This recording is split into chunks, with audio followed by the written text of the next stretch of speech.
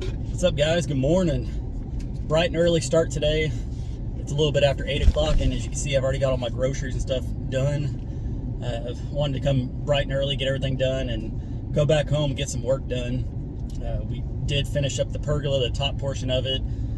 Dad's still wanting to add some boards on the side, which we picked up yesterday from Lowe's. We also picked up my truck yesterday from the dealership. If you didn't know, the AC had went out. And down here in South Texas, when the heat indexes are over 110 plus every single day, you definitely need some AC. So luckily for me, I bought the extended warranty through 100,000 miles, and they covered it. They fixed the AC, and also my sensors in the back, they were messed up for some reason. It is what it is when you buy a used car, and I wanted to make sure I had the extended warranty for it, so it did cover it. Luckily for me, I only had to pay $100, and the total cost to fix it was about I think it was just under $3,300. So it was definitely a good thing I bought that extended warranty. So now the truck blows nice and cold. I can actually go out to the ranch and ride around in the AC instead of having the windows down and burning up. And then now there's some new features on my truck that I can actually use for the first time. I do have a reverse camera, which it always worked, but the zoom didn't work on it. And now I can zoom in right on my ball hitch, so when I'm backing up to hook up the trailer, I can see it from without even getting out. So that's a big thing for me now that we're going to Lowe's quite often, have to hook up the trailer a bunch and get materials. So very, very thankful that they got all that stuff done without any issues. Shout out to my neighbor Becky once again for highly recommended me get the extended warranty. It definitely paid off in the end, and I still have an additional 40,000 miles covered in case anything messes up. I'll just have to pay another deductible for it. So got the truck situation going, got the pergola pretty much done. Just got to work on a few more things with that, and then I'm gonna go back and start working on the property again. It's been a minute since I've been out there. Just wanted to work on that other project we've been saying for a while. Once they put the pool in, we wanted to build a pergola, and then we have the wisteria tree that I bought Dad for Father's Day. We're gonna plant that as well once we get all the sides up. And it's going to look pretty cool out there. We know that they are invasive. Thank you to the 300 people who commented that same thing, that they're invasive. But that's pretty much anything. Everything grows like weeds down here. So if you don't take care of it, it's going to pretty much grow everywhere. So that's what's been going on. Nothing too crazy. I think Matt has the next few days off, so we might go do a fishing trip. I've been really, really wanting to go to South Padre Island or to Port Aransas. We basically live between North Padre Island and South Padre Island. We're pretty much smack in the middle of both. It takes about an hour and a half or 2 hours to get to either one. So if we do go, it may end up being an overnight trip unless we wake up super early in the morning and go. But I know Matt was saying he wanted to go fishing, so maybe you'll get to see a little bit of fishing on the next video. I don't know, you tell me. And yeah, so I'm just freaking excited that this AC, oh my gosh, y'all don't understand how much I miss having AC in this truck. It sucked not having it. Like I said, when you're driving down the highway with this, like, you have to have your windows down because you can't have them up. And oh man, it's just such a relief for me and being able to just relax a little bit, going to town, get my materials going back without having to burn up. So the only other thing I'm waiting on now is the water department to call back. I've left messages. Dad's actually spoke to the gentleman that goes out and is supposed to actually do the work. He said he was going to call us back, but hasn't called us back yet. So still waiting on them. I am waiting on the electric company as well. I did do a follow-up call with them the day that my phone messed up, my SIM card messed up. It just so happens that the electric company called me that day, which I didn't know because my phone was off. They couldn't leave a voicemail. It had been over a month since I put my deposit down, so I called back and gave them the whole spiel. And they said, yeah, we tried calling you on this specific date. You didn't answer or something. And I'm like, all right, well, you can't call back. Y'all already took my deposit. You can't do a follow-up call. So they said a lady was supposed to reach out to me, and it's been a couple of days since then, and they haven't reached out again. So I don't know. I don't get it. Some companies do really well with following up, and others drop the ball, and you just have to be on their ass a bunch. And that's exactly what I'm going to do because I want my water and I want my electric out there. So when I get back home, I'm going to go ahead and call the water company again, leave another message if they don't answer, and just be a little more stern on this one and just say, hey, I need to get this service done. And yeah, there's not the water company, I believe what the lady had said last time she had talked to Dad was that it's just run by a board. There's no office you can go into or anything like that. So if this lady doesn't answer the phone, I'm pretty much up shit creek. So I'll just keep trying to follow up with her, and then once again follow up with the electric. And I still need to put the deposit for water. The electric's already done, and then like they said, they would come out, they would show me exactly where they're going to put it and how much it's going to cost. So I feel like a broken record, but hey, it's life. People get it.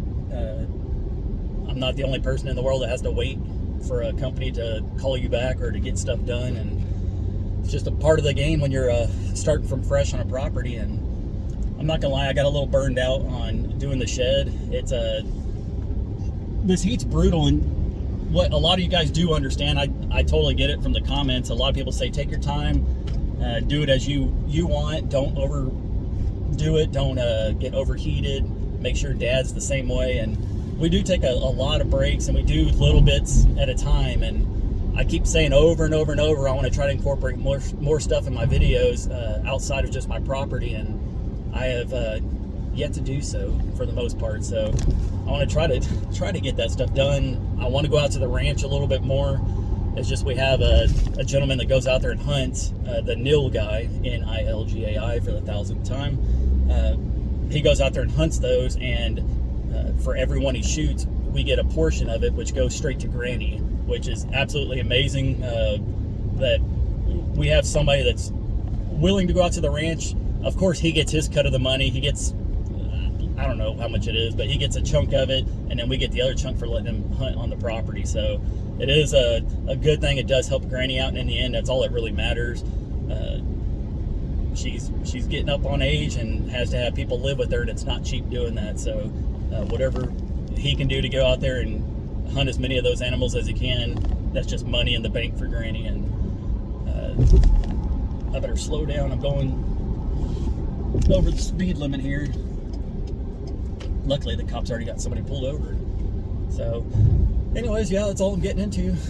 Little by little, the property's going to get done. And we were actually talking about, well, I guess I should say this first. We've been waiting on Burger King. If you didn't know, part of my property is a closed roadway, which Dad had paid to close it, and he finally got a response back from Burger King. We were hoping that they would give up their portion of the roadway, but they said that overall they wanted to just go ahead and keep it, and whenever they sell the property, they're going to just sell everything that they have if they happen to sell it. So now we know exactly where we can put a fence at around the pond, and that'll be something else we'll have to do here in the future.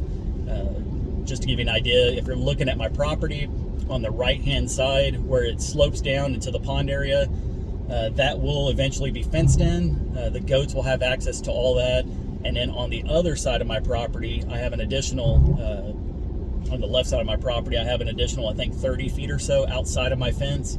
Initially, I had moved my fence in to have an area where I could drive my vehicle back there if I want to park my trailer, or if I end up getting a boat or something. Now we have my uncle's boat that I can put back there. Just have access to the pond with the vehicle or something. And I think what we're going to do is fence that section off as well and let the goats eat on that side as well, including all the pond area. So basically, it'll cut down my yard work quite a bit. I'll only have to actually mow inside the property, and it's just a little strip in front of it. So that'll make my life a little bit easier and let the goats do the hard work. And then I was talking to Dad earlier, possibly building like a small little barn. I loved having the goats out in Terrell. I liked having them out in Oklahoma as well. And it's just, to me, it's very relaxing sitting in your backyard, just watching the goats graze. And this is just going to be icing on the cake, having a pond there too, and get to see all the wildlife and just sit out there and catch fish and stuff. And if you're walking out my back gate, you've probably noticed that the back section has a little slant. And initially I was going to build a little fishing dock there, and I think I'm going to change my mind on that. I think we're going to build just a small little barn there. When I say small, it's not going to be like the one I had in Terrell, that big red one. It's just going to be a small one, just big enough for goats and maybe some ducks and stuff to go roost in at night. So I don't know, just a lot of plans, and now we can finally start executing them now that we got the word on a bunch of stuff. So overall, I'm very pleased with it, how everything's going. It's just going slow at the moment, and that's just the name of the game, and I'm not going to try to rush to do anything. And like I mentioned on my last side channel video or one of the last ones, I'm going to try to not get in debt on this property. I am, let's just say by the beginning of this next month, I'll be out of debt as far as credit cards go. Obviously, I have a truck payment I have to pay on the building, which is still considered debt. But when I say my debt, I'm considering my credit card. So I got all that stuff that'll be knocked out, and everything else in the property is completely paid for. Yes, I paid my parents for that property. I still see people doing this on the internet, which is funny. But anyways, they can kick rocks.